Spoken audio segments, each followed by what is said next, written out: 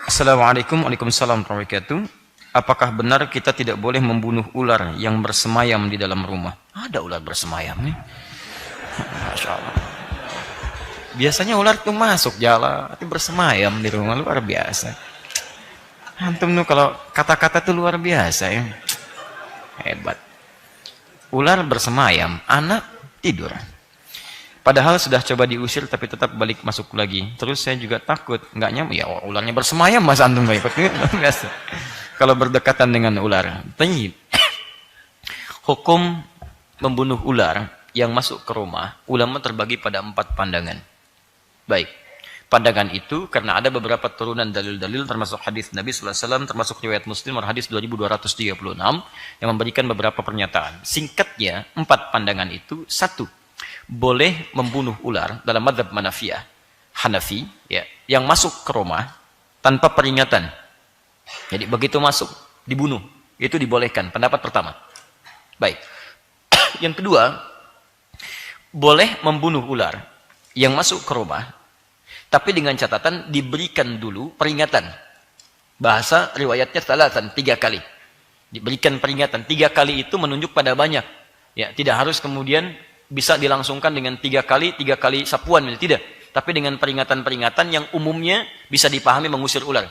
Ya, 3 kali saya kasih peringatan ya. Kalau tidak, saya bunuh kamu. Nah, tidak begitu.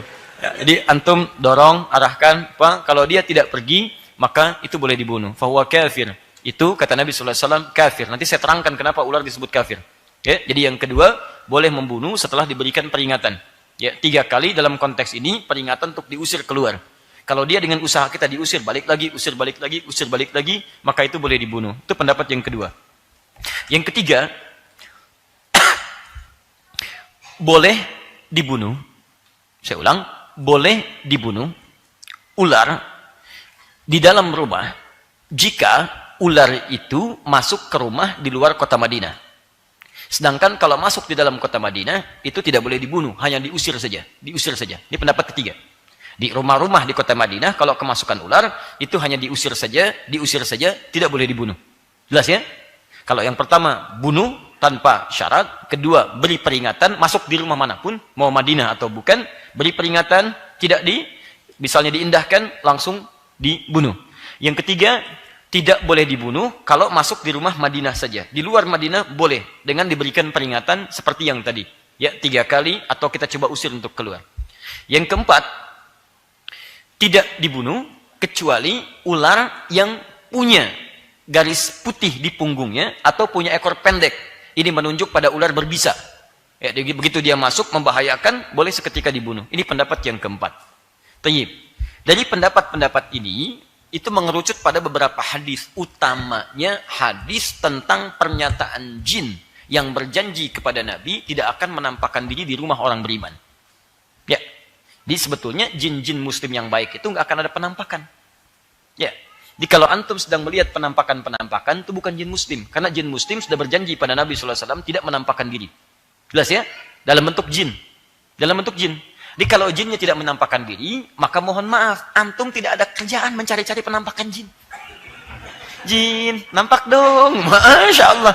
Jin itu disebut jin karena tidak nampak. Antum keluarkan dia dari fitrahnya. Maka antum punya masalah. Jelas ya? Maka dari sini, teman-teman sekalian, jin itu ketika dia, awas hadit, ingat, bahkan ada surah tentang jin. Surah Al-Jin, surah ke-72. Ada Al-Jin. Lihat, bahkan jin mendengarkan Al-Quran. Jin bisa hadir ke rumah antum, bisa. Di rumah saya juga ada. Bisa datang ke rumah saya, ke rumah antum ada. Dan ketika dia datang, ada di antara jin itu yang muslim. Tapi tetap, kembali pada kesepakatan dan fitrahnya, dia tidak menampakkan diri. Tapi dia dengar kalau antum baca Al-Quran. Lihat ayat pertamanya. Qul uhiya ilayya annahu istama'a nafarum minal jinni. Ya, katakan Muhammad diwahyukan kepadaku, ketika sedang baca Al-Quran, ada sementara jin yang mendengar bacaan Quran. Maka mereka berkata, inna sami'na Qur'anan ajaba. Kepada teman-temannya, kita mendengar Quran yang sangat mengagumkan. Masya Allah, jin saja dengar Quran. Masa antum yang bukan jin gak mau dengar Quran? Jadi kalau ada manusia tidak mau mendengar Quran, dia lebih parah dibandingkan dengan jin. Jin aja dengar Quran. Jelas ya? Nah, yang paling menarik di sini, ada perjanjian tidak menampakkan diri. Maka dia kalau menampakkan, bisa dalam wujud yang lain selain wujud jin. Di antaranya binatang, terlebih ular. Pernah kejadian di masa Nabi, seseorang kemudian menikah, pengantin baru. Begitu akan masuk ke rumahnya, si perempuannya keluar di luar rumah. Nah, dulu, adat masyarakat dulu, kalau ada perempuan di luar rumah, maka ini menunjukkan perempuan itu punya perilaku yang tidak baik. Maka si suaminya langsung mengambil anak panah, ingin panah perempuan itu. Baik. Hati-hati ya, jangan salah paham di sini. Begitu kemudian ingin dilepaskan anak panah, si perempuan mengatakan, tahan sebentar. Ada sesuatu terjadi di rumah menyebabkan saya keluar. Bukan karena saya tidak baik. Baik, apa yang terjadi kemudian? Maka dilihat di dalam rumah ternyata di situ ada ular. Dipanahlah seketika. Suaminya masuk dipanah. Istrinya mengatakan, saya tidak tahu apakah suami saya membunuh ular duluan atau ular yang kemudian mematikan suami saya. Maka ketika keluar ternyata ularnya yang mati dipanah oleh suaminya. Maka keduanya kemudian beberapa sahabat mengadukan pada Nabi, ya Rasulullah, mohon doakan kami ya Rasulullah, karena di rumah ada ular. Kata Nabi, kalianlah yang mohon ampun kepada Allah Subhanahu wa taala karena kalian telah membunuh seorang jin yang muslim. Di jin itu sedang berada di dalam rumahnya, dia masuk dalam bentuk ular di situ. Maka dari itulah kemudian jika jin ular ada yang masuk ke dalam rumah, pendapat yang terkuat adalah Anda coba usir dulu. Jika dalam diusir dia tetap bertahan balik lagi, kata Nabi fahuwa kafir. Itu mungkin kalaupun jin termasuk jin yang kafir. Tapi kalau misalnya ular-ular berbahaya seperti tadi, yang ada 2 putih di punggungnya atau berekor pendek menunjukkan yang sifatnya berbahaya, maka tidak usah pikirkan jin lagi. Dan gak usah ditanya, jin bukan, ayo jin bukan.